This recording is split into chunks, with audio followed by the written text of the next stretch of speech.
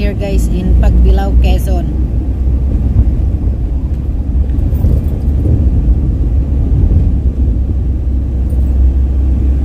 Syempre sasama ko kayo sa biyahe. BLTV Code. Ang ganda naman ang view.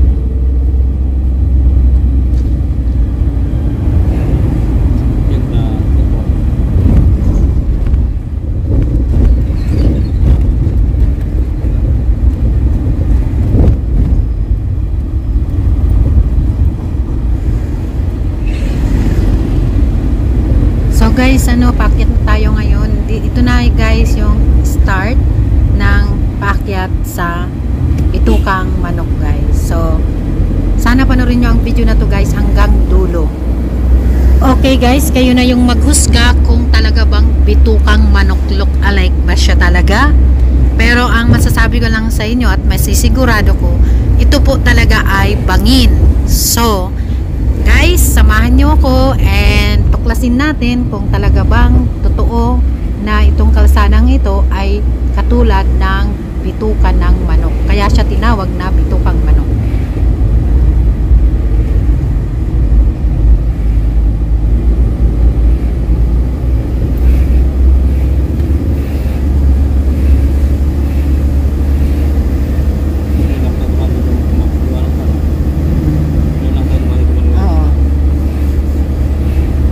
Last time inabot tayo dito ng padilim.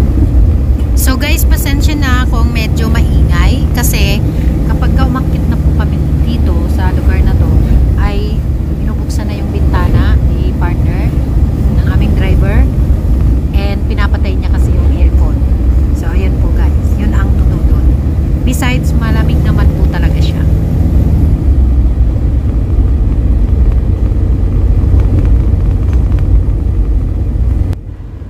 Okay guys, habang tumatakbo tayo, may madadaanan tayong mga individuals na mga nandyan sila, nakaabang.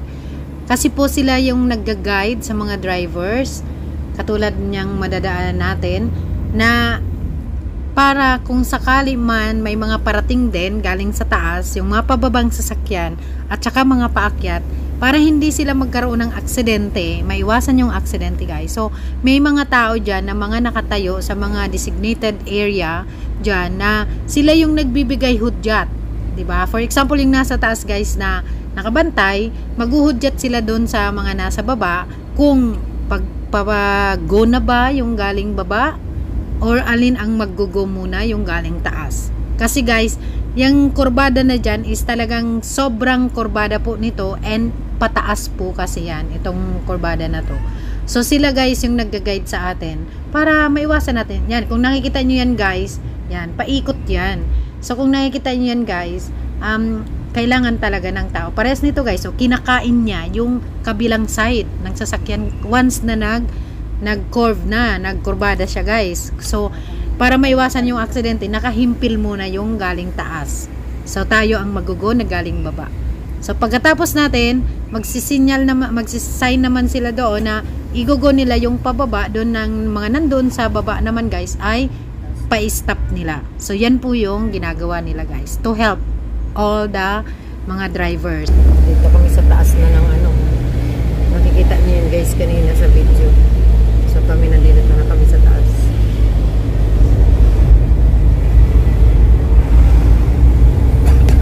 Hindi na makita yung baba.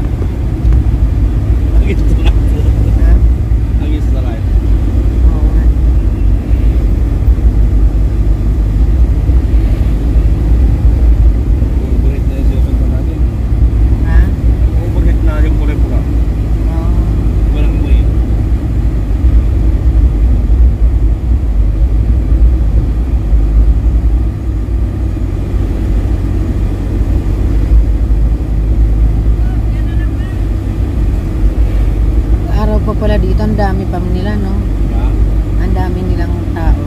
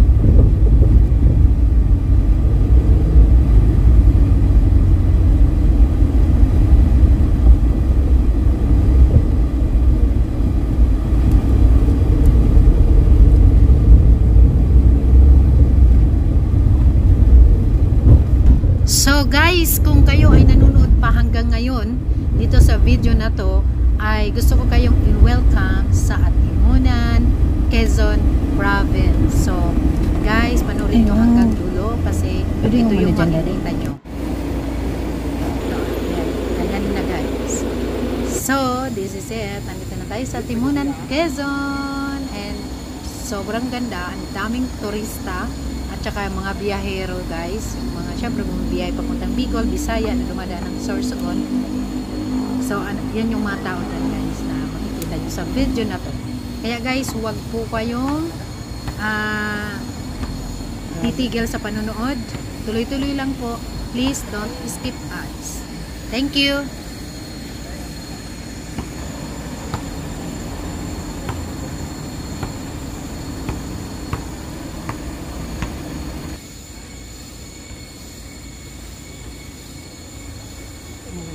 Guys, kasi ngayon lang kami dito dumaan na maliwanag pa. Kaya guys, hindi ko alam na mayroong ganito dito. Kasi every time, tabi-tabi po. Every time na dumadaan kami rito guys, ay gabi. Tabi-tabi po. Atimunan Park Lagoon pala. Ito ang Atimunan Park Lagoon guys.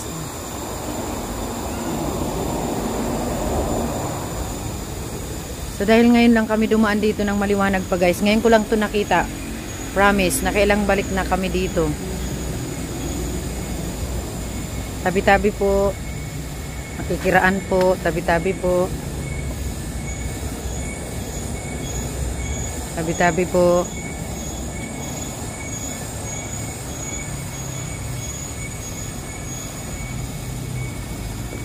Meron palang ganito dito guys. As in, nakailang beses na kami bumiyahe. Pero ngayon lang ako guys nakadaan dito.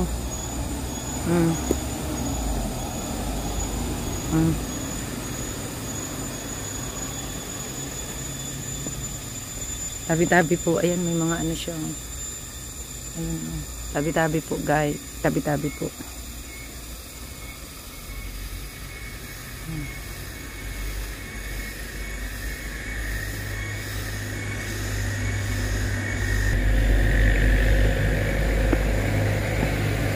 So, yan siya. Yun ang makikita. Atimunan Lagoon.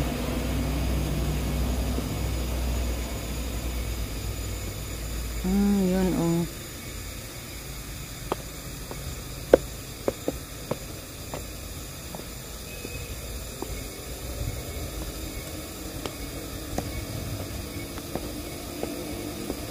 Tabi-tabi po. Guys, alam niyo kung bakit ako. Kasi ganun sa probinsya guys eh. Kailangan magtabi-tabi tayo kasi baka mamaya may maanuhan tayong tao, di ba?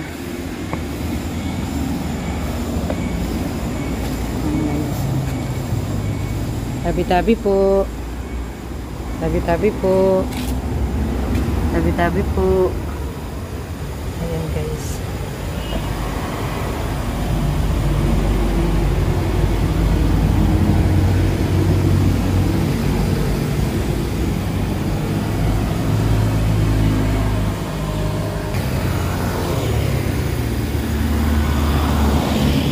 Ganda pala dito guys.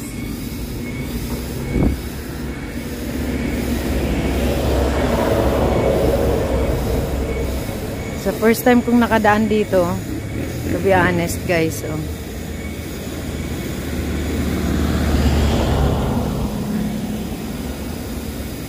Atimunan Lagoon Park Lagoon. Yun ang ano niya guys, ang name. May mga banga siya guys. Oh. Ayan, may nakaupo na dalawa. Oh.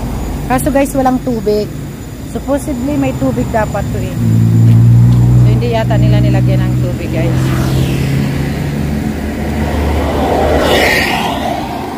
Nagkataon lang talaga guys na umaga pa kami. Maliwanag pa kami na dumaan dito. Ayan, may mga upuan siya, may mga benches.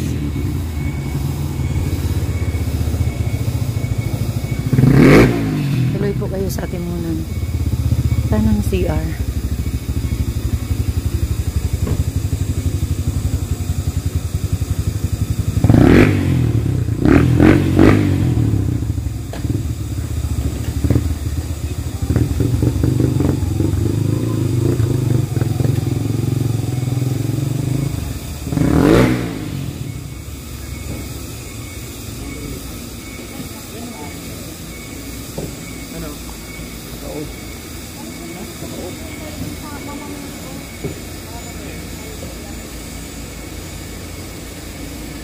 Pahiram nga ng pera. Barya, baka may bayad yata dun. Oo.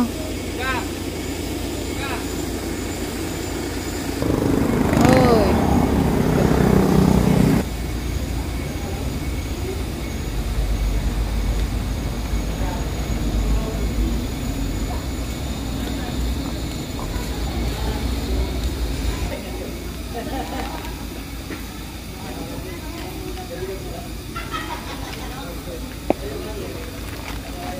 Ayun. Ganda.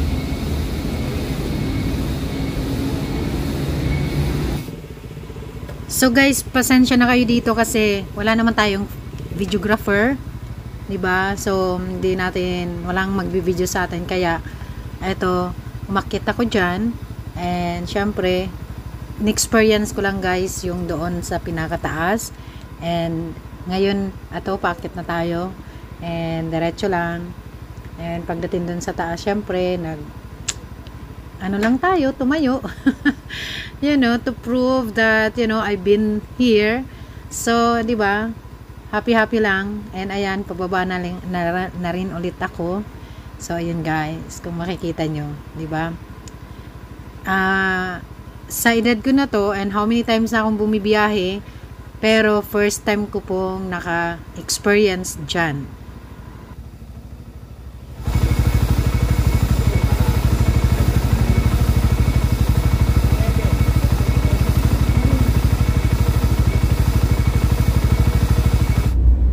So, ito guys, tuloy-tuloy na ang biyahe natin to Sorsogon this time. And, ayun, see you Sorsogon very, very soon.